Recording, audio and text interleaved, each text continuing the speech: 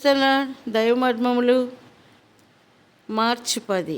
అందుకు యేసు, పునరుత్థానమును జీవమును నేనే. యోహాను 11:25. యోహాను సువార్త 11:22లో, నీవు దేవుని ఏమి అడిగినను దేవుడు నీకు అనుగ్రహించును. 24వ వచనములో, పునరుత్థానమందు అతడు తిరిగి లేచునని నేను ఎరుగుదును అనియు మార్త ప్రభువుతో అనెను. లాజరు ఆ దినమందే తిరిగి లేచునని ప్రభువు చెప్పినను ఆమె నమ్మలేకపోయెను. అయితే అంత్యదినమునందు లేచునని ఆమె నమ్మెను. ప్రభువు లాజరును లేపుటకు ముందు మార్త ఆయనతో, ప్రభువా, అతడు చనిపోయి 4 దినములైనది గనుక ఇప్పటికి వాసన కొట్టునని చెప్పాను. రాయి తీసివేయుడి అని ప్రభువు వారికి అప్పటికే చెప్పి ఉండెను. లాజరును బ్రతికించుటకే ప్రభువు చెప్పినని వారు గ్రహించవలసి ఉండెను. లేని ఎడల రాయి తీసివేయుడని చెప్పవలసిన కారణం ఏమున్నది?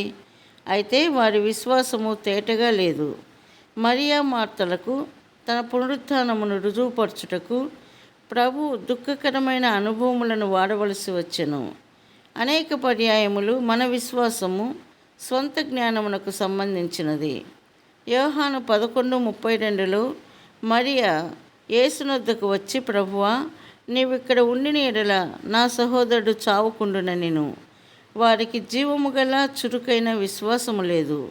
ప్రభువు లాజరును లేపినప్పుడు అతడు ప్రేత వస్త్రములు గలవాడే వెలుపలికి వచ్చెను. యోహాను 11:44. అప్పుడు యేసు, మీరు అతని కట్లు విప్పి పోనీయుడనెను. ఇతరులు లాజరుకు సహాయం చేయవలసి ఉండెను. ఇప్పుడు లాజరులో ఒక నూతన శక్తి ప్రవేశించెను. మరియా మార్తల్లో కూడా అదే శక్తి ప్రవేశించెను.